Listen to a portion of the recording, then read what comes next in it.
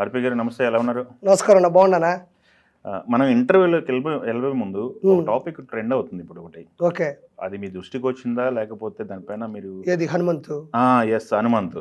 Hanumanth issue అది 3 రోజుల నుంచి బాగా ఇష్యూ అవును. అవుతుంది. మొదటగా గుర్తించి సోషల్ మీడియాలో సాయిధరం తేజ్ ట్వీట్ చేశారు. అవును. 2 గవర్నమెంట్లకి, అవును, తర్వాత వరుసన సినిమా సెలబ్రిటీస్ మొత్తం మనోజ్ దగ్గర నుంచి, సుధీర్ బాబు దగ్గర నుంచి అవును. సినిమాలు కూడా నటించాడంట అతను. అదేముందిలేండి, ఇప్పుడు సినిమాల్లో చాలా మంది నటిస్తుంటారు.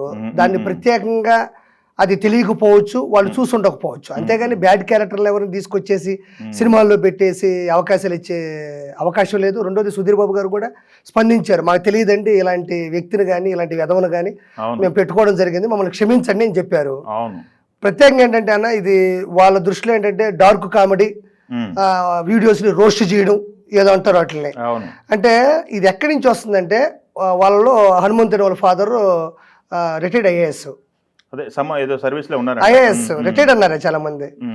ఏమో చూద్దాం ఇప్పుడు, ఎక్స్ఐఏఎస్ లేకపోతే పదవిలో ఉన్నారా, పదవి విరమణలో ఉన్నారా, కొంతమంది వాళ్ళ కుటుంబంలో జడ్జిలు ఉన్నా అంటున్నారు, పెద్ద పెద్దలు ఉన్నా అంటున్నారు. వీటన్ని గల కారణం ఏంటంటే వాళ్ళు తల్లిదండ్రుల పెంపకం, వాళ్ళ తల్లిదండ్రులు ఇచ్చిన ఆస్తుల పంపకం. అంటే పెంపకం అంటే చిన్నప్పటి నుంచి పెంచుతారు, పెంచేటప్పుడు మంచి మంచి కారుల్లో తిప్పడం. ఇప్పుడు చిరంజీవి గారు అబ్బాయి ఉన్నాడు, రామ్ చరణ్ గారు, చిరంజీవి గారి పేరు నిలబెడుతూ ముందుకెళ్తున్నాడు. అంటే అది పెంపకము. రెండోది, డబ్బులు ఇచ్చినా కూడా వాళ్ళకి వాళ్ళ ఆలోచన విధానాన్ని, జీవిత విధానాన్ని అర్థమయ్యేలా చెప్పడం, వాళ్ళ పరిస్థితుల్ని ముందుకు తీసుకెళ్లేలా వాళ్ళకి సూచనలు ఇవ్వడం కూడా ఉండాలంతే. అంటే ఒక హై స్థాయిలో ఉండే వ్యక్తుల పిల్లల్ని వాళ్ళ తల్లిదండ్రులు చెడగొట్టకుండా ముందుకు తీసే విధానం అనేది ఒకటి ఉండాలి. ఎప్పుడైతే ఈ హనుమంతు కావచ్చు, మిగతా వాళ్ళు కూడా కావచ్చు, వీళ్ళందరూ పెంపకాలు ఫస్ట్ తప్పు. రెండోది వచ్చి ఆస్తుల పంపకాలు. ఎవరు మనకేముంది లేరా, ఒక ఓల్వో కారు ఉంది, ఒక బెంచ్ ఉంది, మనకి ఇక్కడ 4 విల్లాలు ఉన్నాయి, డూప్లెక్స్ ఇల్లు ఉన్నాయి, అటపోతే ఫ్లాట్లు ఉన్నాయి, మనకి అమెరికాలో అది ఉంది, ఇది ఉంది, ఇదే మాటలు చెప్పి కష్టపడాల్సిన తత్వాన్ని కూడా పక్కన పెట్టేసి మనం ఇంకేం అవసరం లేదు.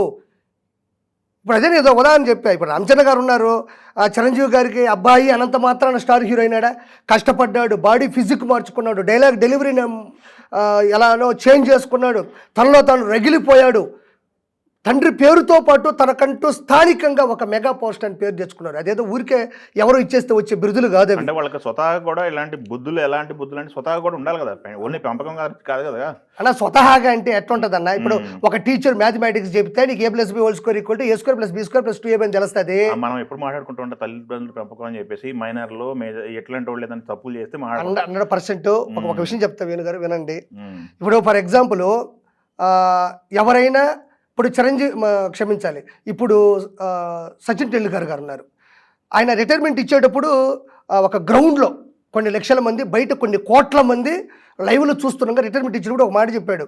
మా అమ్మ చిన్నప్పుడు మారుతి 800 కారు, డ్రైవింగ్ రాకపోయినా, మాది మిడిల్ క్లాస్ ఫ్యామిలీ అయినా కూడా నన్ను ఎక్కించుకొని మా అమ్మ డ్రైవింగ్ నేర్చుకొని ఒక 60 కిలోమీటర్ల దూరం తీసుకెళ్ళి క్రికెట్, అదే మా అన్న మా అక్క ఒక బ్యాట్ కొనిచ్చారు, ఆ బ్యాట్తో నేర్పించి మళ్ళీ తీసుకొచ్చి స్నానం చేపించి స్కూల్కి పంపించి, ఆ విధంగా ఇంట్లో ఆర్థిక పరిస్థితులు కూడా అన్వయించుకొని నన్ను చేసింది. ఆ తర్వాత ఒక మేనేజర్ కూడా నాతో ఉండేవాడు, ఆయన కష్టపడి ఇలా చేశాడు.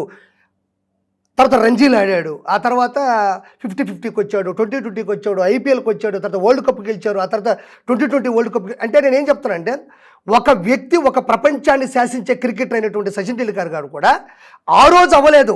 చిన్నప్పుడు వాళ్ళమ్మ మారుతి 800లో ఎక్కించుకొని తోలుకుంటూ వెళ్ళి వాళ్ళ అన్న అక్క ఇద్దరు కలిసి ఒక బ్యాట్ కొనిస్తే ఆ బ్యాట్ తీసుకొని కొట్టి,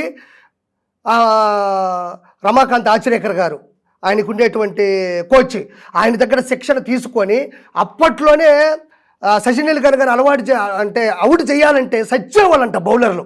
అంటే సచిన్ టెండూల్కర్ గారు మన క్రికెట్ ఫీల్డ్లోకి వచ్చినప్పటి నుంచి చివరి వరకు కూడా అతను ఒకే జ్ఞానాన్ని, ఒకే తాకిడిని చూపించాడు. అంటే వరల్డ్ కప్ గెలిచిన, ఐపీఎల్లో గెలిచిన, తర్వాత వచ్చేసి 2020 ఫార్మాట్లోకి వెళ్ళినా, టెస్టుల్లోకి వెళ్ళినా, ఎక్కడికి వెళ్ళినా ఏం చేసినా అప్పటికప్పుడు అతను మాస్టర్ బ్లాస్టర్ అవ్వలేదు. అతను మాస్టర్ బ్లాస్టర్ అవ్వలేదు, గాడ్ ఆఫ్ క్రికెట్ అవ్వలేదు.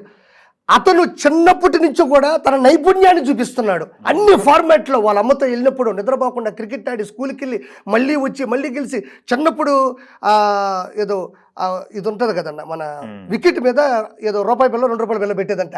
సచిన్ గాన బౌల్ చేస్తే ఆ డబ్బులు ఎత్తుకోవచ్చు అని నరకం చూసేవాళ్ళు అంటే అప్పట్లో బౌలర్లు. అంటే అవుట్ అయ్యేవాడు కదా, డిఫెన్స్ ఆ విధంగా ఆడేవాడు. నేను ఎందుకు ఇదంతా చెప్తున్నానంటే ఒక వ్యక్తి ఒక స్థాయికి వెళ్ళాడు అంటే అతను చిన్నప్పటి నుంచి ఆ వయసులో ఉన్న నైపుణ్యాన్ని చూపించుంటాడు. అది అన్ని ఫార్మాట్లో కూడా రంజీల్లో కావచ్చు, రంజీల్లో ఆడితేనేగా వచ్చుంటారు. దాని ముందు వీధి గల్లీ. అలానే ఒక వ్యక్తి ఇప్పుడు ఎదవ అయినాడు అంటే ఖచ్చితంగా ఇంత పెద్ద ఎదవ అంటే డార్క్ ఫార్మాట్ తీసుకొని రోజు చేస్తూ ఉండగా ఒక చిన్నపిల్ల దగ్గరికి తండ్రి వచ్చి సీరియస్గా చూస్తూ బెల్ట్ అలా తీస్తే టక్కన అమ్మాయి భయపడిపోతూ దగ్గరకు వచ్చే అనగానే బెల్ట్ని ఊయల్లాగా ఊగుతూ ఉంటే ఇది ఒరిజినల్గా చెప్పాలంటే తండ్రికి కూతురికి ఇలాంటి ఒక సినిమా సిచ్యువేషన్, ఒక మాంటేజ్ సాంగ్ వస్తే అందులో ఇలాంటి ఒక షాట్, ఇలాంటి ఒక రీలు, ఇలాంటి ఒక వీడియో పెడితే ఖచ్చితంగా క్లాప్స్ కొడతారు థియేటర్లో. ఖచ్చితంగా గూస్ బంప్స్ వస్తాయి థియేటర్లో.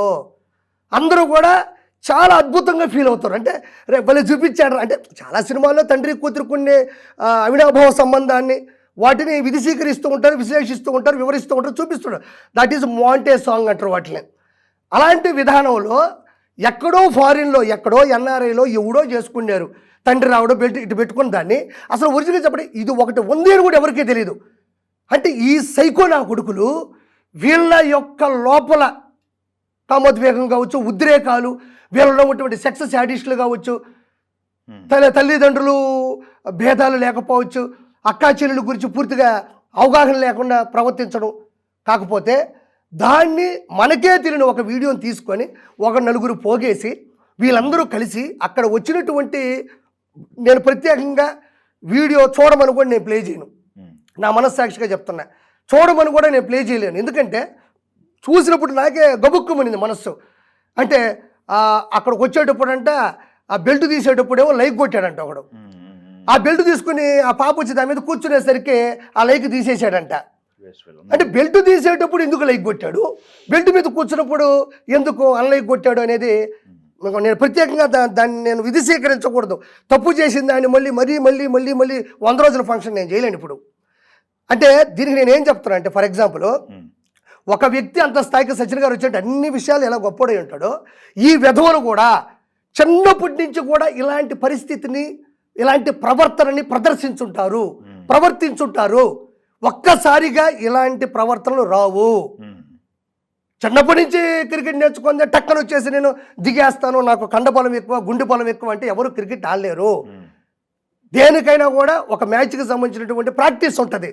అలానే ఈ ఎదవలు కూడా ఖచ్చితంగా ఒక వయసు నుంచి వయసు నుంచి కూడా ఇలాంటి ఒక కాలేజ్ కావచ్చు, ఒక ఇంటర్ కావచ్చు, డిగ్రీ కావచ్చు, పీజీ కావచ్చు, బీటెక్ కావచ్చు, ఏ విషయాల్లో అయినా కూడా రోడ్డు పక్కన కూర్చొని ఒక అమ్మాయి వెళ్తున్నప్పుడు కూడా ఇలాంటివి చేసుంటారు.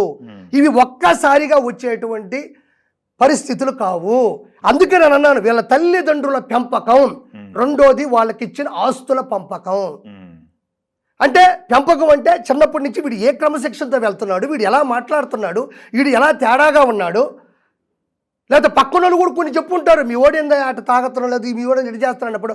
మా ఓడ అలాంటి వాడు కాదు, మా ఓడ ఎవరు జోలికి పాడు, ఐఏఎస్ కొడుకు, ప్రొఫెసర్ కొడుకు, ఒక జడ్జి కొడుకు అంటారే తప్ప తమ బిడ్డలు ఏం చేస్తున్నారని ఒక కన్నేయమనే దానికి కూడా ఏదో వాళ్ళ అనుమానించుకోవడం కూడా అవమానించేలా ఫీల్ అవుతున్న సమాజం నుంచి పుట్టిన అడ్డగాడిదలు వీళ్ళు.